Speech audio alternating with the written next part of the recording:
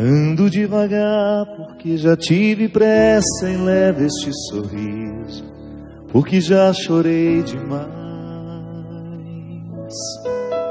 Hoje me sinto mais forte, mais feliz. Quem sabe eu só levo a certeza de que muito pouco eu sei, que nada sei.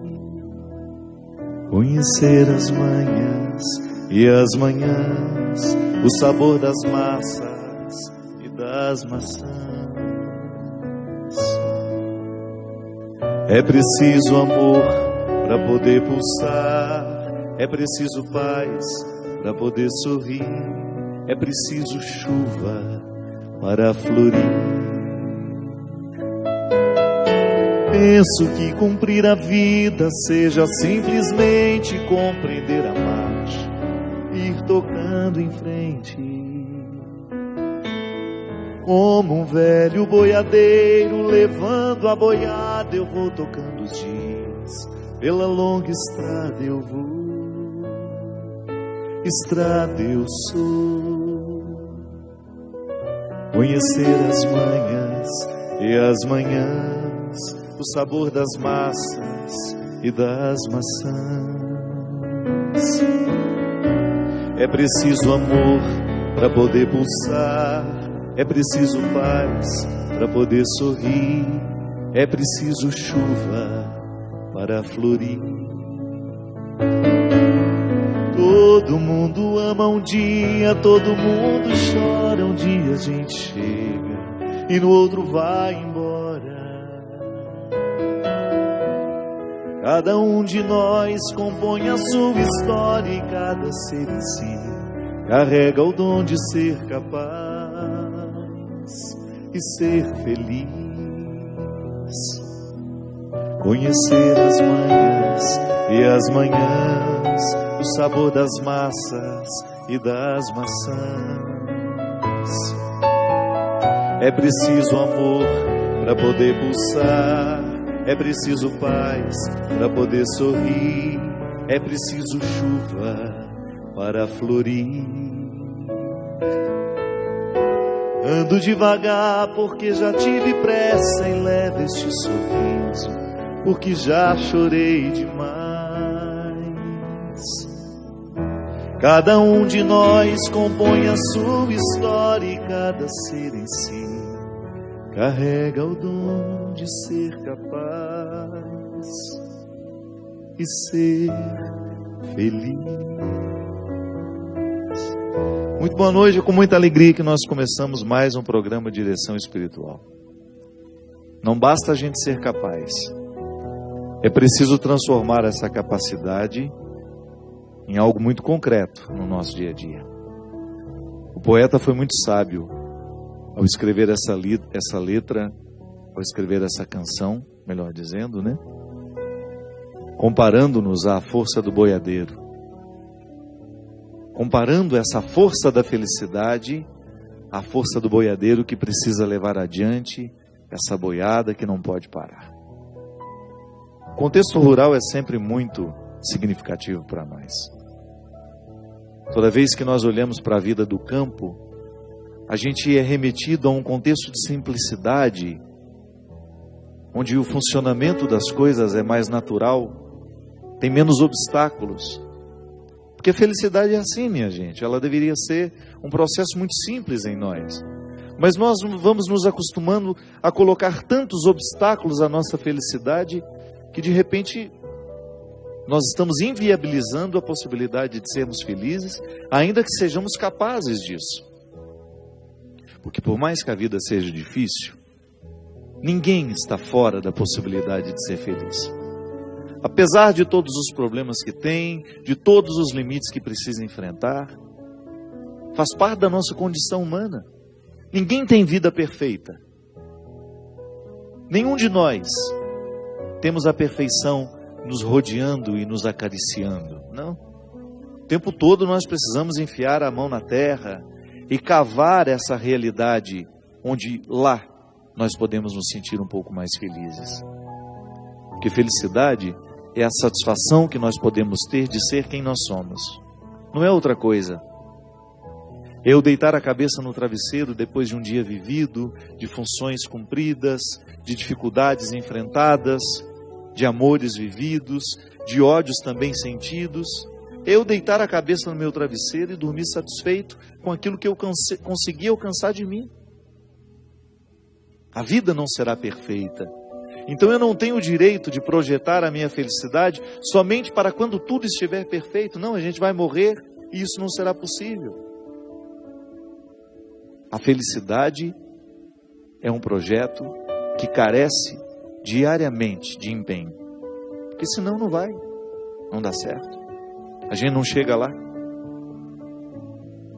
Retire o conceito de felicidade dessa atmosfera romântica, idealizada, e você vai ver como ela é possível. Na satisfação que você tem de mudar um móvel de lugar e de tirar a poeira que estava ali antes. Sim, o corriqueiro da vida. Sabe, de você ir lá na sua gaveta e perceber que você acumulou coisas demais e que aquilo ali está lhe pesando. Porque quando você olha para uma gaveta muito cheia, um guarda-roupa entulhado, dá um desconforto na gente. Eu sempre gosto de dizer que a arrumação do quarto reflete no coração da gente, na mente. O espaço da casa, se ele estiver bagunçado demais, ele reflete no nosso jeito de ser, de estar, de permanecer, de sentir. Eu sou influenciado o tempo todo pelo meio que me cerca. E quanta alegria pode ser proporcionada num dia depois de você esvaziar uma gaveta, não é verdade? Ai, que bom! Me livrei de excessos. Excessos materiais, eu sei. Mas isso repercute na alma da gente. A quaresma a gente fica falando que é um tempo de sacrifício, né? Que é um tempo de admoestações. Você colocar os joelhos no chão, pedir a Deus pela sua conversão. Tem gente que faz sacrifício de não comer chocolate. Tem gente que faz sacrifício de não comer carne. Escolha aí o sacrifício que você quiser, mas eu vou lhe dar outras dicas. Faça também o sacrifício de julgar um pouco fora aquilo que você acumulou ao longo da vida. Dispense os seus excessos. Vai lá na sua gaveta, dá uma olhada. Se ali não está cheio de coisas que você acha que vai usar, mas não vai usar mais. Passou de 2, 3 anos, não usou, é porque você nunca vai usar. Faça o exercício de ir lá no seu guarda-roupa, a roupa que está ali há mais de 10 anos guardada, e você sempre com aquela ilusão, essa aqui eu vou numa festa um dia. Vai nada.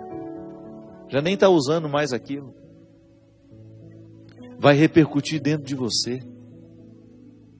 Vai lá nos seus sapatos, tem muitos sapatos lá que você não usa, que não fará diferença nenhuma, você não vai sentir falta dele, e vai repercutir dentro de você, porque toda vez que nós nos livramos dos nossos excessos, a felicidade fica mais acessível. Fica mais acessível a felicidade. Faça o exercício de buscar nos seus acúmulos aquilo que pode ser dispensado. E de repente você vai perceber que essa organização material externa que nós podemos fazer de um quarto, de uma sala ou de uma casa, começa a ter repercussões dentro de nós. Porque você começa a ter coragem.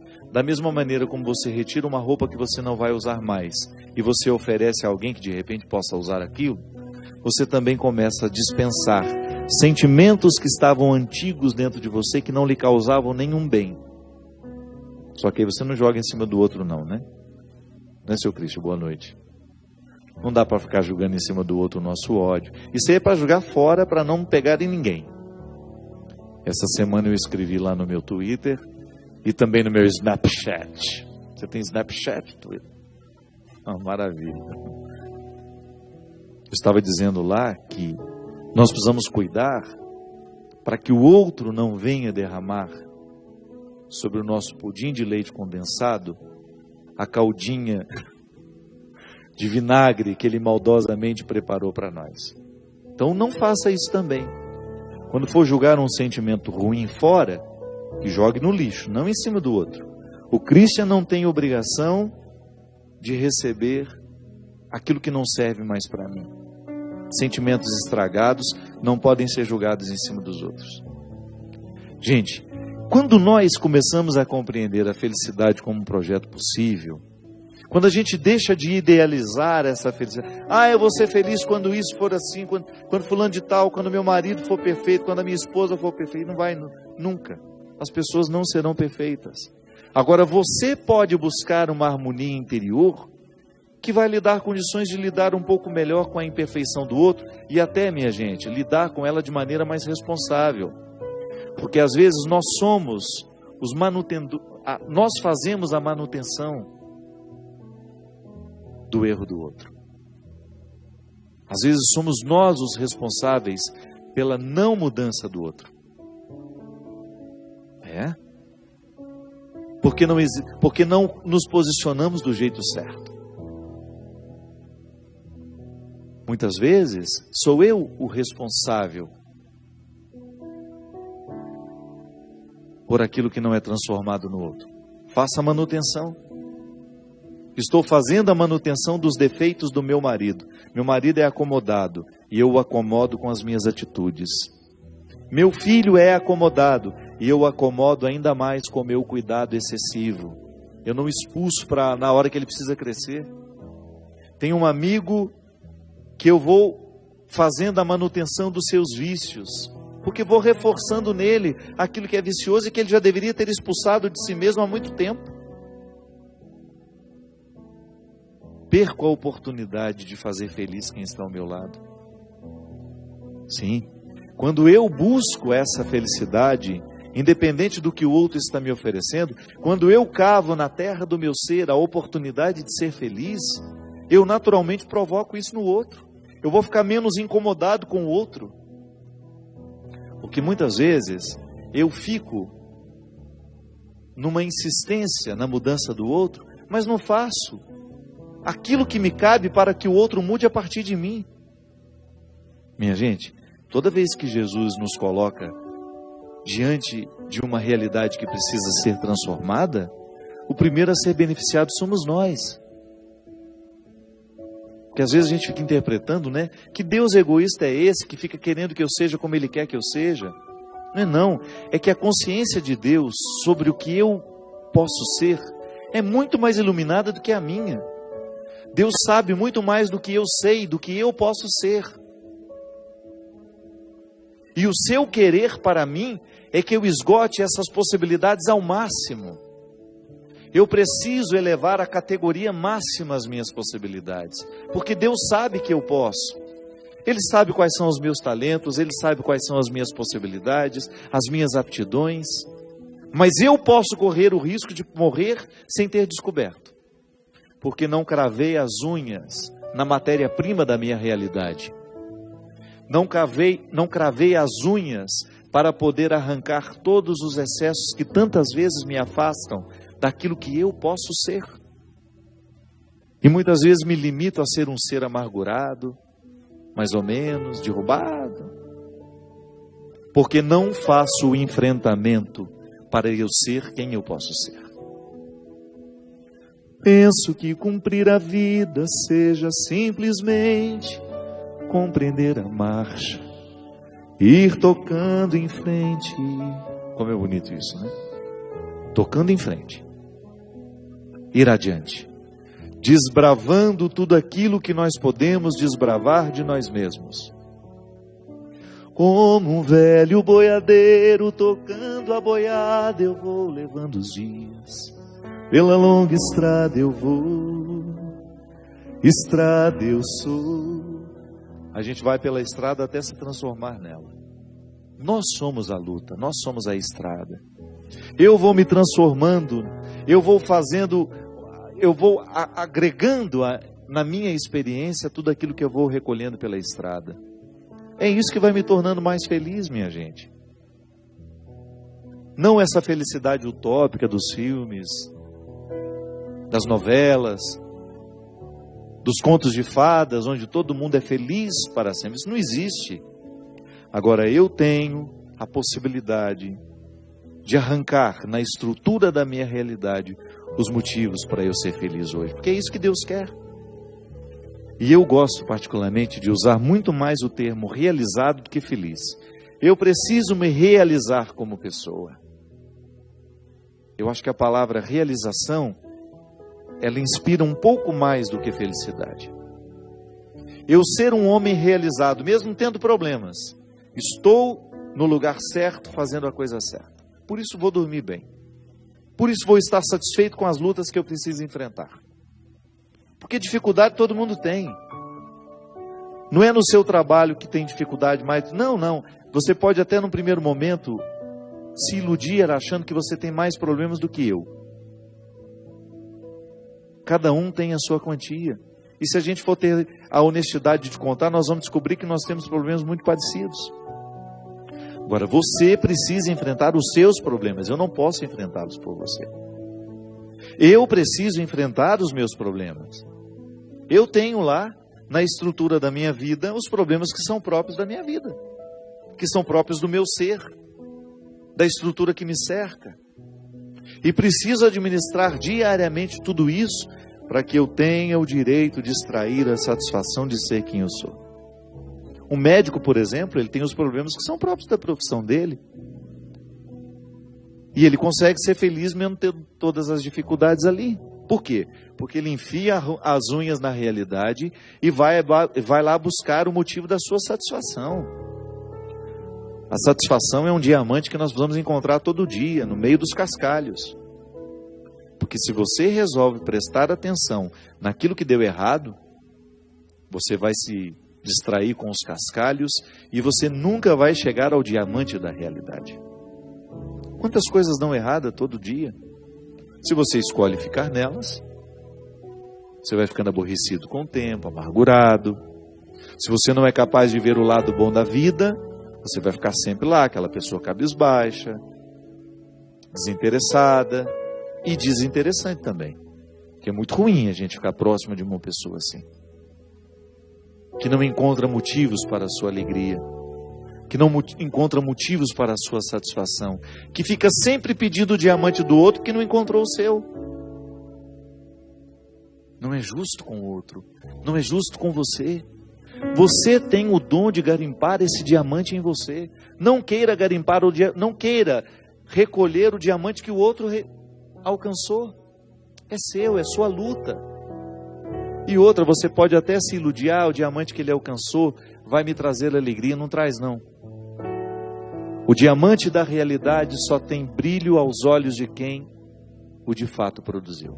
Quem de fato o produziu. Eu preciso produzir na estrutura da minha realidade um diamante por dia. Porque é com esse diamante na mão que eu encerro o dia. É com ele que eu enfrento a noite. E é com ele que eu recebo o dia de amanhã. Só que amanhã ele não serve mais. O diamante de hoje brilhou hoje.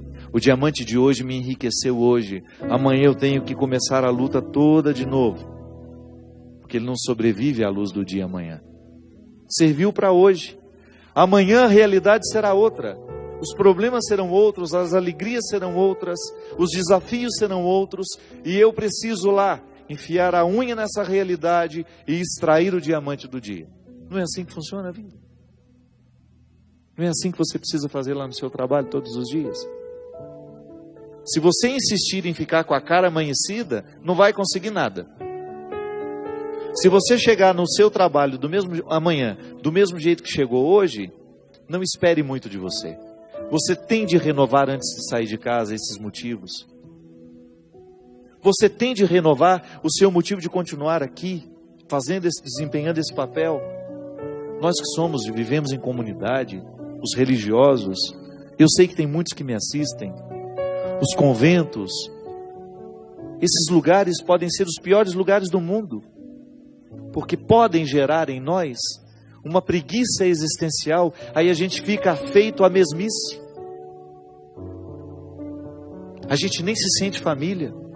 Estamos todos aglomerados, morando no mesmo lugar.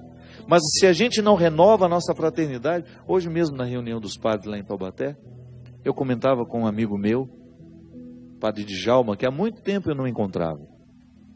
Uma pessoa, sabe quando um ser humano que você ama gratuitamente, pelo tempo que convivemos, e ele voltou para Taubaté, vai ser reitor do conventinho, e a gente falava justamente desse desafio dele. Nós, como padres, como é perigoso a gente ficar dizendo aquilo que a gente não acredita mais. Como é perigoso nós, como padres, reproduzirmos um discurso que não nos alimenta. A gente ficar falando de família para o outro, mas nem a gente se sente família de lugar nenhum. Eu ficar insistindo em falar dos valores da família, se eu, como padre, não me sinto participante de família alguma. Se eu não me sinto irmão dos meus colegas, se eu não me sinto fraterno com os meus irmãos de sacerdócio. E volto a dizer, às vezes as aglomerações religiosas, elas podem gerar uma descrença existencial, que é a pior de todas, minha gente. Porque uma coisa é você descrer de Deus, deixar de crer em Deus. Outra coisa é você deixar de crer no ser humano. Eu tenho uma impressão de que deixar de crer no ser humano é ainda mais grave, porque afeta de maneira muito radical a nossa experiência. Aliás, eu não sei nem se tem diferença. A fé em Deus e a fé no ser humano. Nossas aglomerações são perigosas. Eu, como padre, nas aglomerações que são próprias da minha vida sacerdotal, você que é freira, que mora aí dentro de um convento, que às vezes fica reproduzindo esse discurso o tempo todo, nós somos irmãs, nós somos irmãs, nós somos irmãs, e na verdade você não se sente irmã de ninguém, e você se sente sozinha, e tem medo de que a sua morte não seja chorada por ninguém. Você que mora em casa, que tem família, o mesmo risco você vive, o mesmo risco você corre, porque nós estamos deixando de cravar as unhas na realidade diariamente e elevar o diamante da nossa identidade, seja como filho, seja como pai, seja como mãe, como irmão. Se nós não renovamos esse diamante diariamente, ele vai perdendo brilho, aí nós vamos ficando com aquela pedra morta na mão, desanimados, sem vida, sem alegria, sem dinamismo, sem elan vital, como dizia a filosofia. O que é o elan vital? É esse visgo, essa força que nos prende a tudo aquilo que é vivo. Esse fisgo que vai nos prender à dinâmica da existência, que não nos deixa esmorecer, apesar de todos os problemas que possam ser próprios dessa vida. Por isso, minha gente, que eu acredito que a verdadeira fé, essa que tantas vezes nós expressamos nos livros, nas catequeses, nas doutrinas, essa fé, ela precisa atingir o nosso coração, precisa atingir a nossa mente, senão fica uma reprodução de discursos que não nos alimentam mais, de convicções que não chegaram à raiz do nosso comportamento, que não atingiram a estrutura da nossa vida. A gente se diz irmão do outro, mas mete o pau toda vez que tem a oportunidade. A gente é todo bonitinho no nosso discurso que a gente faz para os outros, mas lá, na nossa intimidade, nós somos as pessoas mais difíceis de conviver. Parecemos bonitinhos, fazemos todos os dias uma exortação à caridade, ao amor fraterno, à paz mundial, mas lá dentro da nossa casa, somos insuportáveis aos nossos irmãos, somos insuportáveis àqueles que convivem conosco. E a pior hipocrisia não é a que o outro nos mostra, é aquela que nós sabemos na intimidade do nosso coração que nós praticamos. A hipocrisia que de fato nos envergonha não é a que o outro sabe de nós, não. É a que nós sabemos de nós mesmos. Quando eu não sou capaz de amar os que estão ao meu lado, quando eu não sou capaz de respeitar os que estão ao meu lado, quando eu sinto que meu amor é teórico, não amo ninguém e fico fazendo discurso para o outro, que devemos nos amar, que devemos nos respeitar. Esse é o desafio da vida religiosa, por exemplo. É o desafio da vida dos consagrados. Quantos consagrados agora, de comunidades leigas, me assistem e sabem muito bem o que eu estou falando, porque sente na carne essa história da gente se dizer irmãos, mas na prática a gente viver como se fôssemos inimigos, com inveja, com disputa o tempo todo. um puxando o tapete do outro, fazendo de tudo para dar errado o projeto do outro. Os sentimentos mais mesquinhos, e todos eles acobertados pelo pseudo-manto da santidade. Os sentimentos mais mesquinhos eu encontrei em pseudo-santidades. Experimento em mim, experimento no outro. E isso vai gerando em mim, minha gente, um desconforto existencial, e eu deixo de buscar a pedra todos os dias. É por isso, por mais pecaminosa que seja a estrutura onde nós estamos, o desafio é pessoal. Eu tenho que buscar a pedra, o diamante que está no meio de tantos cascalhos, porque senão a minha vida vai perdendo sentido, a minha vida vai perdendo brilho, vai perdendo viço. Se na sua casa, se você não fizer a sua busca por ser o melhor filho, o esposo fiel, a esposa fiel, o irmão, isso vai perdendo com o tempo. E daqui a pouco você não acredita mais na sua experiência. Daqui a pouco você se dá o pior dos descréditos. Deixar de acreditar naquilo que você pode. Quando você deixa de acreditar naquilo que você pode alcançar de você mesmo, você está decretando a sua sentença de morte. Quando você se deixa levar por aquilo que é mais mesquinho em você, você decreta a sua sentença de morte. E não basta estar no meio dos outros. É preciso estar com os outros. Mas a gente só pode estar com os outros quando a gente conseguiu harmonizar no mais íntimo do nosso coração a nossa identidade, a nossa luta pessoal, o nosso autoconhecimento, esse crivo onde nada escapa ao questionamento da consciência, esse crivo pessoal onde você vai passar diariamente a sua vida. Será que eu estou sendo negligente? Será que eu estou deixando de buscar essa pedra preciosa? Será que eu estou insistindo em guardar aquilo que eu já alcancei de mim? Será que eu não estou ousando ir além? Como o velho boiadeiro levando a boiada, tocando os dias pela longa estrada. É assim que Deus nos quer, minha gente. Vida perfeita não temos, comunidades perfeitas não temos, mas a gente pode ser um bom garimpeiro. E mesmo estando rodeados de pessoas hipócritas, ou mesmo sendo nós o hipócrita na história, mesmo estando rodeados de um meio que nos estimula o tempo todo à busca dessa verdade, mesmo estando nos emaranhados da hipocrisia, da falsidade, nós podemos quebrar esse ciclo. Nós podemos fazer a diferença. Nós podemos enfiar as unhas na realidade e buscar esse contentamento, essa satisfação de ser quem a gente é. Nós vamos para um rápido intervalo e a gente volta já já com o programa Direção Espiritual.